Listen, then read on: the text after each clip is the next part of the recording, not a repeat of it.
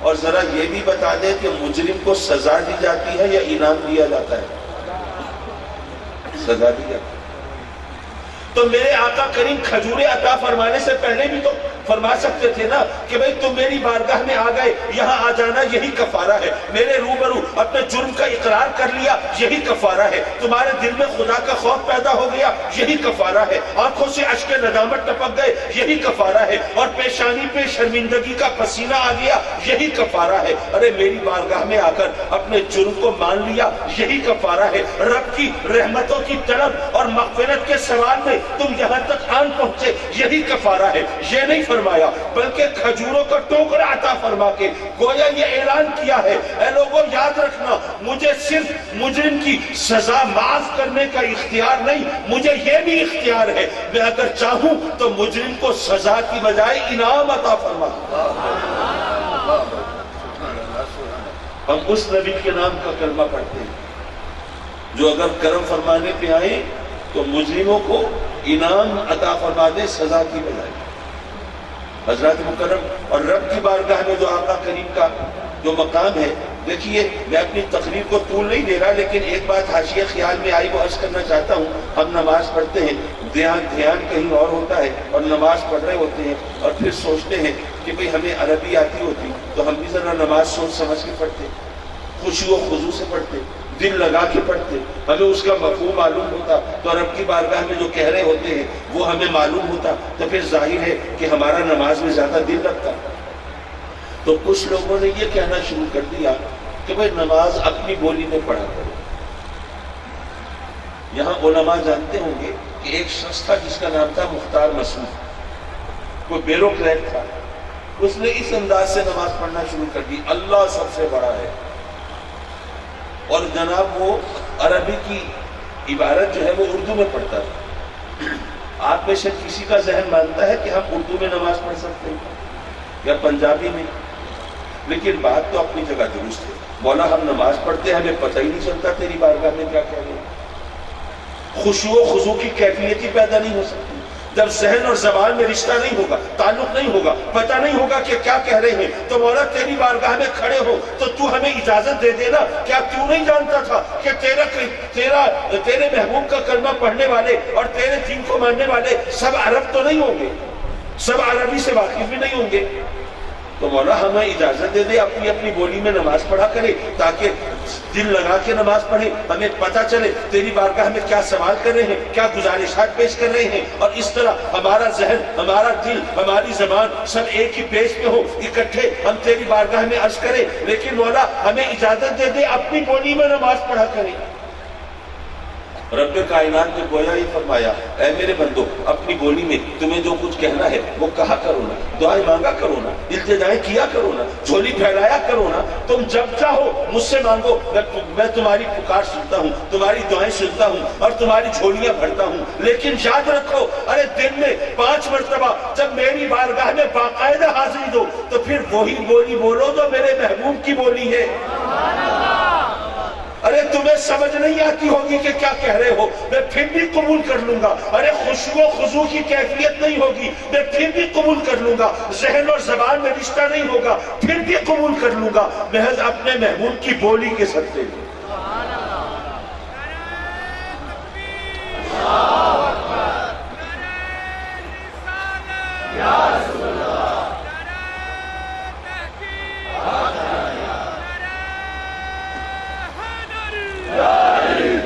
حضرات محترم، میرا خیال ہے کہ میں اب اپنی تقریر کے اختتامی لمحات کی طرف چلوں اور ایک آدھ نصیحت کر کے میں وہ نعت خوان حضرات کا صبر نہ سمیٹوں مزید۔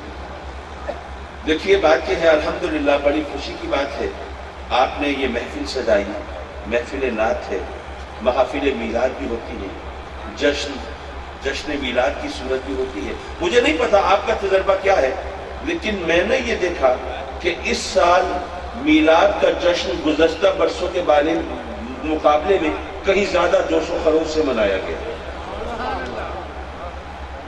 بلکہ میں آپ کو بتاؤں، ننکانہ صاحب گیا تو مجھے وہاں پر لوگوں نے بتایا کہ جی اس سال ننکانہ صاحب کی کوئی عمارت ایسی نہیں تھی جو میلاد پہ نہ سجی ہو۔ میں حیران پریشان، کیا دوسرے مسلک اور عقیدے والے لوگ نہیں ہیں؟ کہ جی وہ بھی ہے۔ تو پھر انہوں نے دکانیں مکان کیسے سجا دی؟ انہوں نے کہا کہ جی ان کے بچوں نے ضد کی تھی سارا شہر سج رہا ہے، ہمارا گھر نہیں سجے گا، کتنا برا لگے گا۔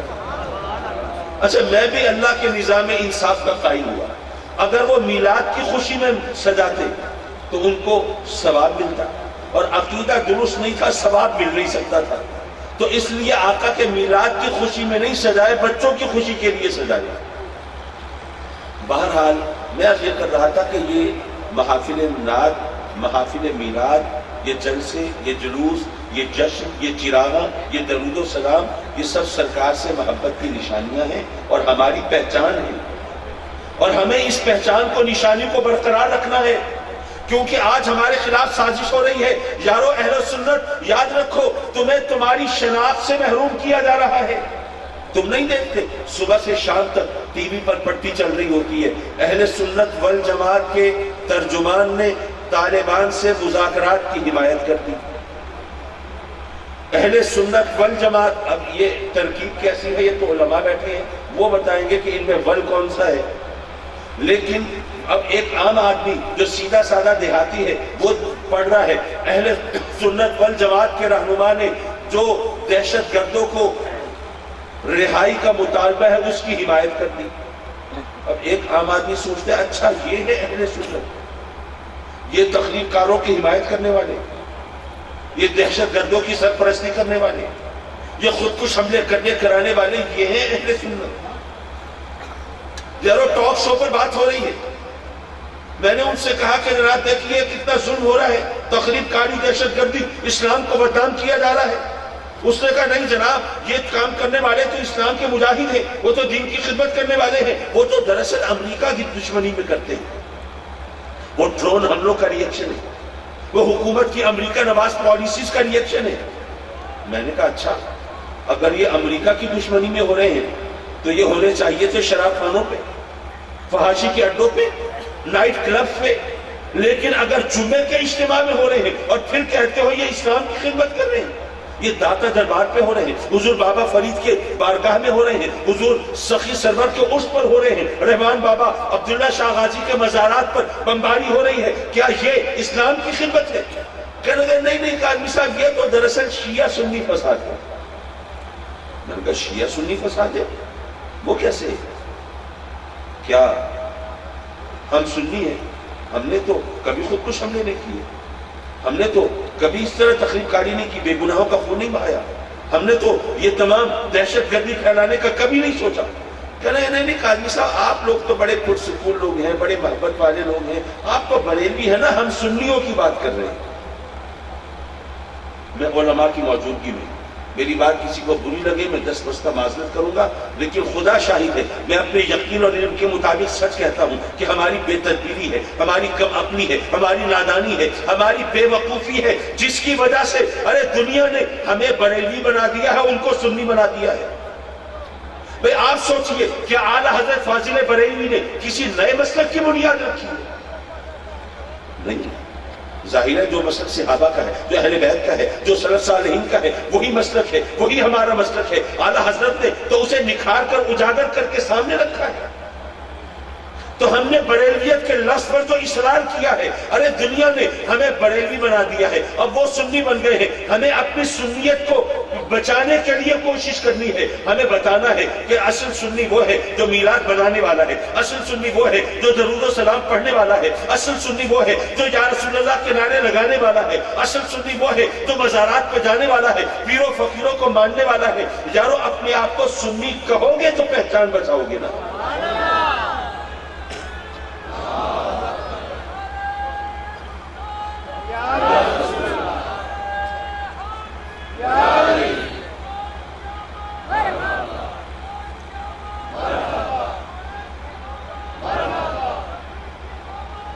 جزاکم اللہ۔ حضرات مکرم میں یہ عرض کر رہا تھا کہ یہ محافل نعت، یہ محافل میلاد، یہ جلسے، یہ جلوس، یہ چراغاں، یہ ڈیکوریشن، یہ جھنڈے، یہ جھنڈیاں، یہ سب ہماری پہچان ہے اور آقا کریم سے محبت کی نشانیاں ہیں۔ یہ ہمیں سینے سے لگانا ہے، ان کو باقی رکھنا ہے، اجاگر رکھنا ہے۔ لیکن ایک بات بتاتا چلوں، یہ سب سرکار سے محبت کی نشانیاں ہیں، لیکن حقیقت نہیں ہے۔ حقیقت اور نشانی میں فرق ہوتا ہے۔ میں آپ سے کہوں جی ذرا میرے ڈرائیور کو تو بلا لائیے، آپ نے کہا جی کیسے پہچانیں گے؟ میں نے کہا بھائی میرا ڈرائیور ہے، اس نے بڑا سا پگڑ باندھا وہ ہوگا اور بڑا شوقین مزاج ہے، مونچھیں پالی ہوئی، اس نے بڑی بڑی مونچھیں رکھی ہوئی ہوں گی، ذرا جائیے بلا لائیے۔ آپ گئے، ڈھونڈتے رہے، تلاش کرتے رہے، نظریں دوڑاتے رہے، واپس آ کر بتایا جی ڈرائیور تو کہیں نہیں۔ میں حیران، یہاں تو اس ڈرائیور کا سسرال بھی نہیں، کہاں چلا گیا بھائی؟ میں نے جا کے دیکھا تو وہ تو کھڑا تھا، میں بلا لایا۔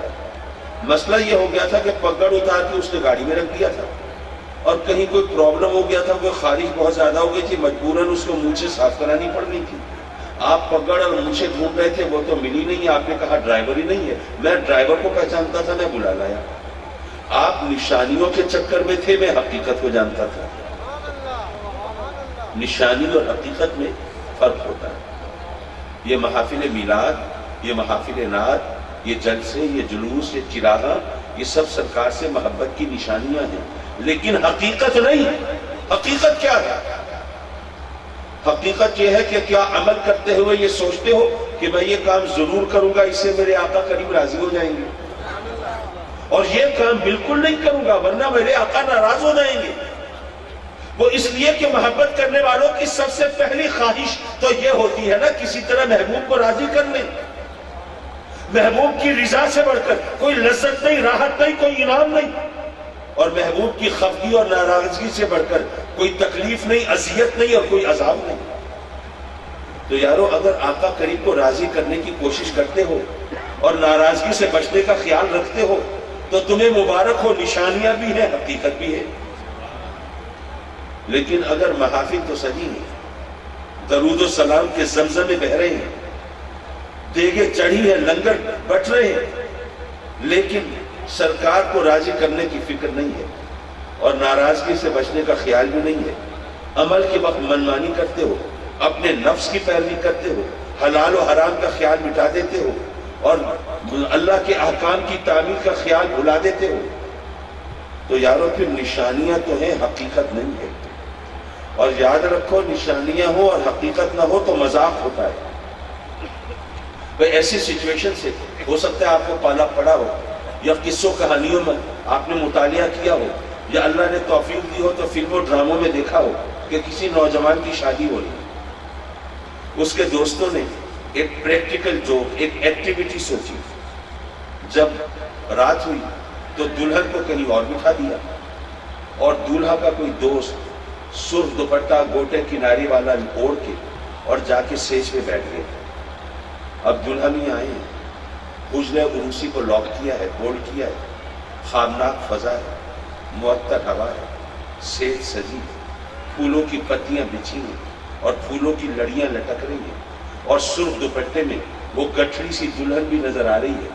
یہ لرزتے کانپتے قدموں سے بڑھتے ہیں اور جناب رونمائی کے لیے جو تحفہ پیش کرنا ہے وہ نکالتے ہیں، بیٹھتے ہیں، بڑے چاؤ سے، بڑے پریم سے گھونگھٹ الٹتے ہیں تو اندر سے کوئی موچھل دوست نکل آتا ہے اور وہ پریکٹیکل جوک اپنی کلائمیکس کو پہنچتا ہے، تہتاؤں کا طوفان برپا ہوتا ہے۔ ایسا ہو جاتا ہے نا یارو، نشانیاں تو ساری ہیں، حجرہ عروسی ہے، خوابناک ہوا ہے، معطر فضا ہے، سیج سجی ہے، پتیاں بچھی ہیں، لڑیاں لٹک رہی ہیں، سرخ دوپٹے میں گٹھڑی سی دکھائی بھی دے رہی ہے، لیکن اندر دلہن نہیں ہے، حقیقت نہیں ہے، تو مذاق ہوا نا یارو۔ تو یارو یہ درود و سلام تو ہو، محافل بھی ہو، جلسے جلوس بھی ہو، یا رسول اللہ کی پکار بھی ہو، لیکن آقا کریم کو راضی کرنے کے لیے عمل نہ ہو اور ناراضگی سے بچنے کی پرواہ بھی نہ ہو تو یارو پھر مذاق ہوا نا۔ تو اللہ رسول سے مذاق نہ کرو، بہت مہنگا پڑے گا۔ محافل نعت اور محافل میلاد منانے والوں نماز بھی پڑھا، یا رسول اللہ کے نعرے لگانے والوں، درود و سلام پڑھنے والوں، حلال حرام کا خیال بھی کیا کرو، اور آقا کریم کی غلامی پر ناز کرنے والوں اور غلامی کا دعویٰ کرنے والوں شریعت کی پاسداری بھی کیا کرو، تاکہ پتہ چلے کہ محبت ہے، حقیقت ہے نشانیوں کے ساتھ، نشانیاں بغیر حقیقت نہیں ہے، مذاق نہیں ہے، کوئی فراڈ نہیں ہے، کوئی دھوکہ نہیں۔ محفل نعت کی مناسبت سے ایک شعر سن لیجئے اور اجازت دیجئے۔ شاعر کہتا ہے طیبہ میں صدا صبح مسلسل کا سما ہے۔ طیبہ میں میرے آقا کریم کے شہر میں مدینے میں مسلسل صبح ہے۔ طیبہ میں صدا صبح مسلسل کا سما ہے، اور جس شہر میں سورج ہے وہاں رات کہاں ہے، وآخر دعوانا ان الحمدللہ۔ جزاک اللہ جزاک اللہ۔ حضرات اسی وقار کرم ہے سرکار کا محفل نعت جنجیر شریف میں جناب حافظ محمد عمران اطاری صاحب سے گزارش کرتا ہوں کہ وہ تشریف لائیں اور فخر و سعادت جگر گوشہ غزالی زمان حضرت پیر سید حامد سید شاہ صاحب قاسمی دامت برکات قدسیہ کو شیئن پیش کریں گے۔ ہماری اس وزن کے انتہائی خوبصورت کارکن جناب حافظ محمد عمران اطاری صاحب وہ تشریف لائیں گے اور خوبصورت شیئن جو ہے وہ شاہ صاحب قبلہ کو پیش کریں گے۔ شاہ صاحب قبلہ کو پیش کریں گے، شاہ صاحب قبلہ کو حافظ محمد عمران اطاری صاحب شیئن پیش کریں گے۔ اور میں پیر صاحب سے گزارش کروں گا کہ وہ ہماری اس مرکزی میلاد کمیٹی جنجیر کے سرپرستیار جناب ڈاکٹر عبدالعزیز منہاس صاحب کو جو وہ شیئن پیش کریں گے عطا فرمائیں۔ قبلہ شاہ صاحب عطا فرمائیں گے جناب ڈاکٹر عبدالعزیز منہاس صاحب جو کہ سرپرستیانہ ہیں ہماری اس مذہب کے میلاد کمیٹی کے۔ الصلاۃ والسلام علیکہ یا رسول اللہ علیہ آلہ وصحبہ۔ چودھری محمد امین منہاس صاحب جو کہ صدر ہیں میلاد کمیٹی کے وہ تشریف لائیں، اور قبلہ شاہ صاحب سے میں ملتمس ہوں کہ انہیں بھی یہ محبت سے تحفہ عطا فرمائیں۔ جناب چودھری محمد امین منہاس صاحب۔ اللہ اکبر۔ بہت شکریہ جناب جی۔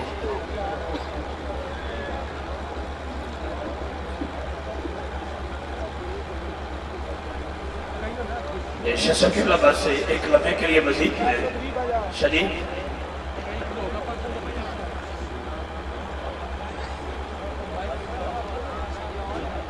جی بسم اللہ۔ شکریہ جی شکریہ